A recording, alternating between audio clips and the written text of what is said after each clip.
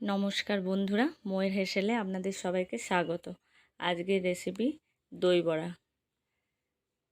এই গরমে দই বড়া খেলে শরীর ও মন দুটোই খুশি থাকবে। তো চলুন রেসিপিটা শুরু করা যাক। প্রথমে আমি বিউলির ডালকে ওভারনাইট জলে ভিজিয়ে রেখেছিলাম। এবার একটা মিক্সিং জারে বিউলির ডাল, লবণ, চিনি দিয়ে পেস্ট বানিয়ে নেব একটা।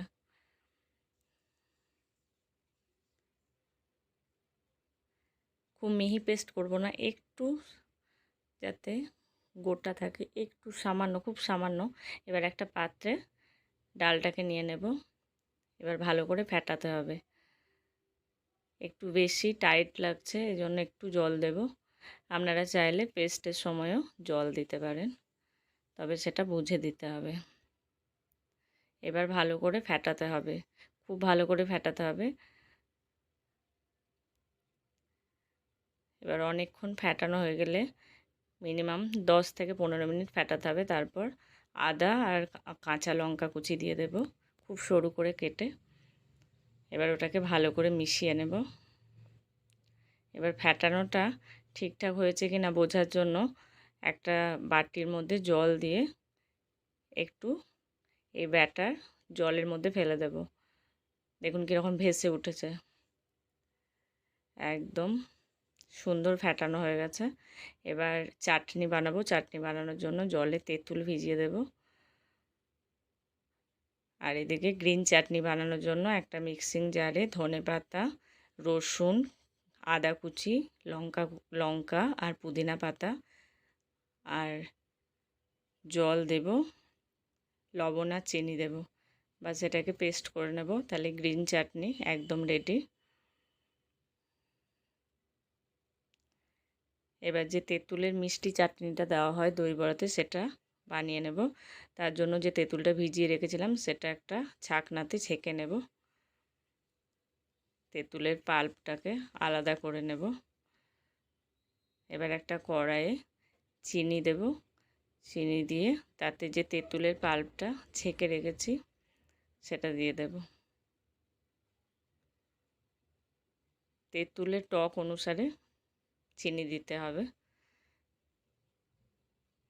এবার এটাকে ভালো করে ফুটতে দেব। তাতে কালারের জন্য কাশ্মীরি লঙ্কা দেব, বিট লবণ দেব আর এমনি লবণ দেব। এবার ভালো করে ফুটতে দিলেই তৈরি হয়ে যাবে তেঁতুলের মিষ্টি চাটনি, যেটা দই বড়া, পাপড়ি চাট এসবের জন্য একদম পারফেক্ট। খুব সহজেই বানিয়ে ফেলা যায়। এবার কড়াইয়ে সাদা তেল দেব। এখানে আমি সানফ্লাওয়ার অয়েল ব্যবহার করেছি। এবার একটা বাটিতে জল দিয়ে তাতে জলে হাত দিয়ে এবার গোল গোল করে বড়াগুলো ছেড়ে দিতে হবে।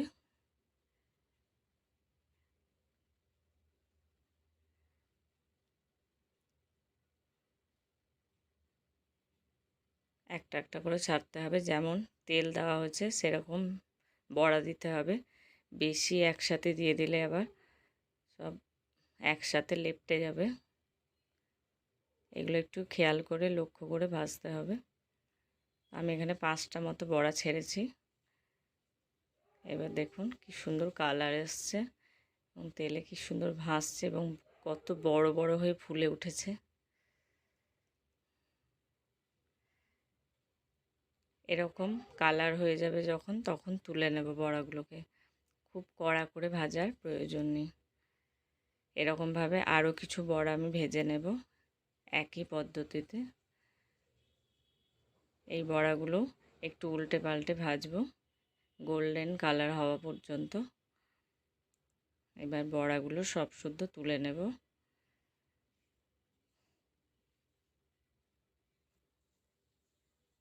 দেখুন সব বড়া ভাজা হয়ে গেছে।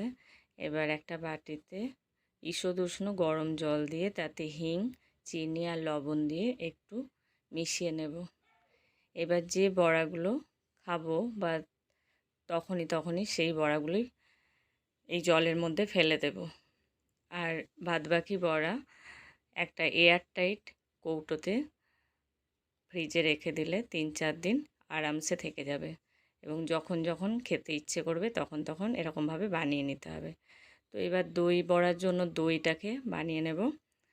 ফ্রেশ দই নিয়েছি, তাতে চিনির পাউডার দিয়েছি, বিট লবণ দিয়েছি। এবার সব শুদ্ধ মিশিয়ে নেব ভালো করে, দইটাকে ভালো করে ফেটিয়ে নেব। দই একদম তৈরি। এবার একটা শুকনো মশলা বানাবো, তাতে বিট লবণ, ভাজা জিরে গুঁড়ো, চাট মশলা আর চিলি ফ্লেক্স দিয়ে একটু মিশিয়ে নেব। এটা একটা শুকনো মশলা তৈরি হয়ে গেছে। দেখুন বড়াগুলো কীরকম জলে দেওয়াতে একদম বড় বড় সাইজ হয়ে ফুলে গেছে। জলটা একটু চেপে চেপে বের করে নিতে হবে, বেশি চেপে দিলে একদম বড়া ভেঙে যাবে। হালকা হাতে করতে হবে। এবার যে দইটা আমি ফেটিয়ে বানিয়ে রেখেছিলাম চিনি আর বিট লবণ দিয়ে, সেটা এবার এর মধ্যে দিয়ে দেব ভালো করে, বড়াগুলো যাতে একদম দইয়ের মধ্যে ডুবে যায়। দইটা ঠান্ডা করে দেবেন ফ্রিজে রেখে। দেখুন এখানে গ্রিন চাটনি আর মিষ্টি চাটনি দুটোই রেডি। এবার যে বড়াগুলোর উপর দই দিয়েছিলাম তার উপর প্রথমে গ্রিন চাটনিটা দিয়ে দেব। এবার তেঁতুলের মিষ্টি চাটনিটা দেব।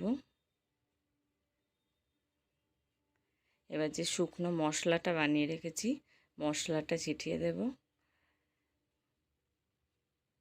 আর ঝুরি ভাজা দিয়ে পরিবেশন করে দেব। দই বড়া খেতে খুব ভালো লাগে, এতে শরীরও খুব ভালো থাকে। ভিডিওটি ভালো লাগলে লাইক করবেন, শেয়ার করবেন, রেসিপিটি অবশ্যই ট্রাই করবেন এবং আমার চ্যানেলে নতুন বন্ধু হলে আমার চ্যানেলকে সাবস্ক্রাইব